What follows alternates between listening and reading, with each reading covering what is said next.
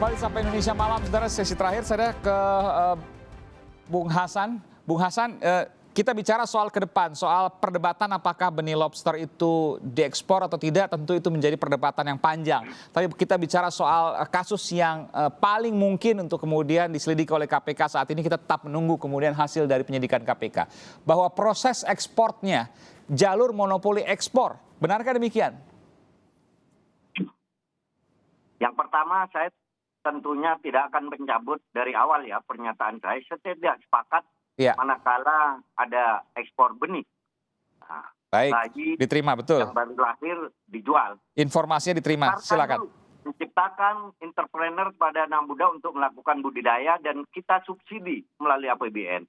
Yang kedua, berikan kesempatan kepada banyak pengusaha tentang transportasinya ya menuju luar negeri agar supaya kesempatan itu dinikmati oleh... Pertanyaan saya begini, Bung Hasan, tentu Anda kan sebagai Komisi 4, mitra dari Kementerian Kelautan dan Perikanan, apakah Anda melihat adanya kejanggalan? Karena ini katanya juga terkait dengan tokoh-tokoh politik yang punya perusahaan di sana, terkait dengan ekspor jalur benih lobster. Apakah Anda mencium hal tersebut, bahwa ada proses ekspor yang janggal? Yang pertama, saya tidak ingin mencampuri partai baik, politik. Anda keberatan untuk menceritakan itu? Dalam hari ini karena saya selaku pimpinan tidak ditugasi mencari duit oleh Ketua Umum partai saya, Haji Surya Paloh. Iya, kita tidak juga menyatakan bahwa ada partai lain, tapi bahwa ada nama-nama itu sebuah fakta. Bahwa Anda di Komisi 4 kan tentu tahu ada hubungan partai politik dan sebagainya, kasakusuk, dengar dan lain sebagainya. Apakah ada kejanggalan? Yang saya tanyakan kejanggalan, bukan soal pelanggaran hukum, tapi kejanggalan yang ada dari proses penentuan eksportir untuk benih lobster. Investigasi Tempo yang bisa menjawab itu. Saya selaku pimpinan dan segenap anggota Komisi 4 tidak pada ingin menuduh ya. Proses disinyalir melanggar hukum. Padahal saya tanya kejanggalan saja, bukan soal kasus hukumnya. Baik, ke Mas Budi. Mas Budi, silakan. Gimana ininya? Ya, apa yang kemudian bisa disampaikan di sini, Mas Budi? Tentu kita masih menunggu nanti hasil dari pengumuman KPK. Tapi Anda dan majalah Tempo, koran Tempo ya, yakin betul bahwa ini permasalahan di proses ekspor benih lobsternya? Mungkin itu akan terkonfirmasi dari pengumuman KPK.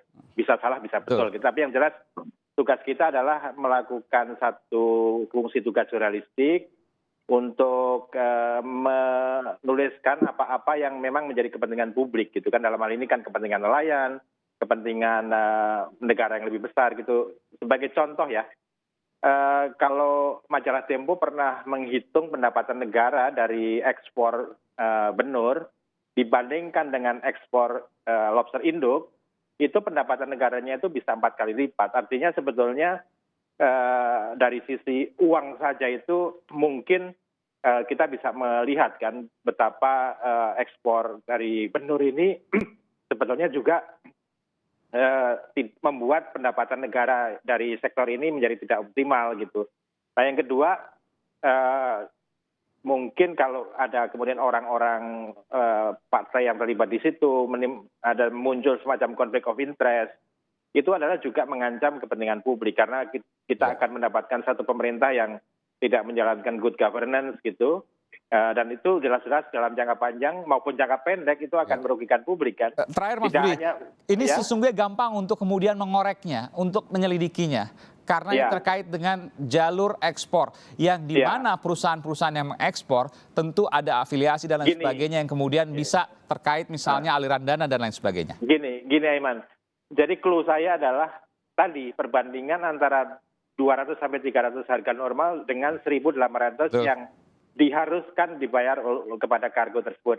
Dan penunjukan kargo itu ya, itu sebenarnya disosialisasikan secara terus-menerus oleh staf khususnya Pak Menteri. Bahkan dalam pertemuan terakhir minggu lalu hari Rabu, kebetulan untuk menyusun sebuah laporan koran Tempo hari Senin sampai Rabu ini, kita melakukan liputan sejak minggu lalu ya.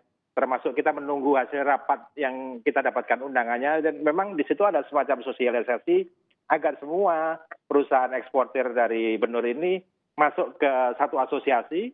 Dan dari situ asosiasi menunjuk satu perusahaan kargo.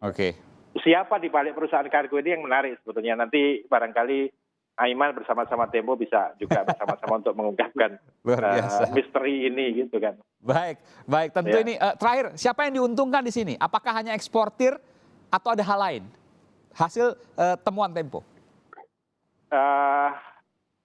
Sebetulnya dari aktor-aktor itu saja kan sebenarnya kita bisa menduga ya.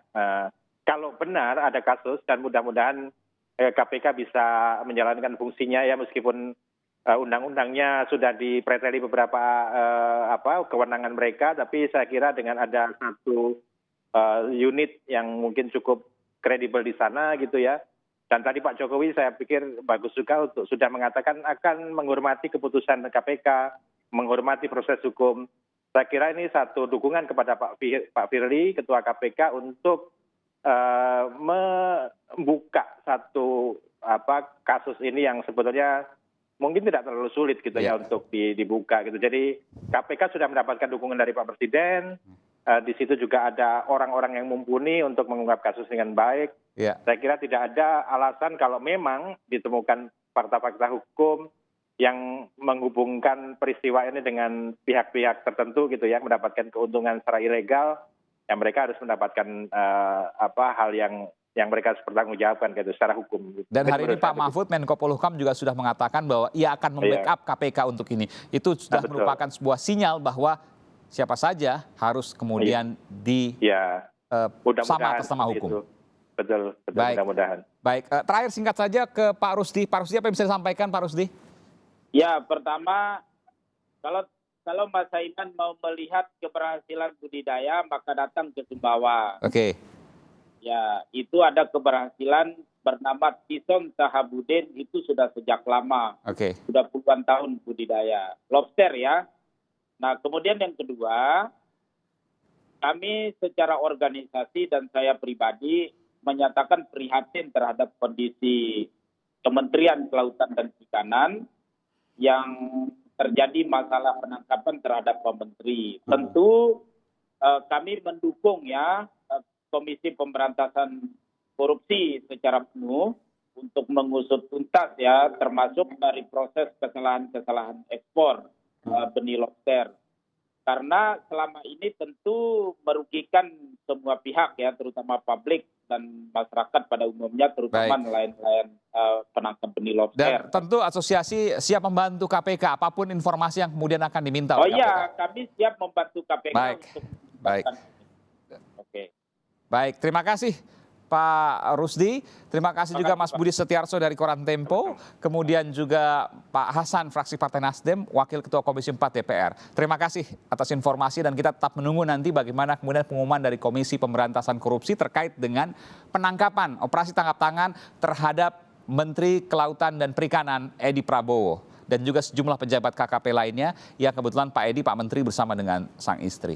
Saudara, ini adalah akhir dari Sapa Indonesia Malam. Saat lagi Anda akan menyaksikan Kompas Update dan juga Satu Meja bersama jurnalis senior Harian Kompas, Budiman Tanurejo. Saya Aiman Wicaksono undur diri. Terima kasih, selamat malam. Sampai jumpa dan selalu gunakan masker ketika Anda berada di luar rumah. Salam.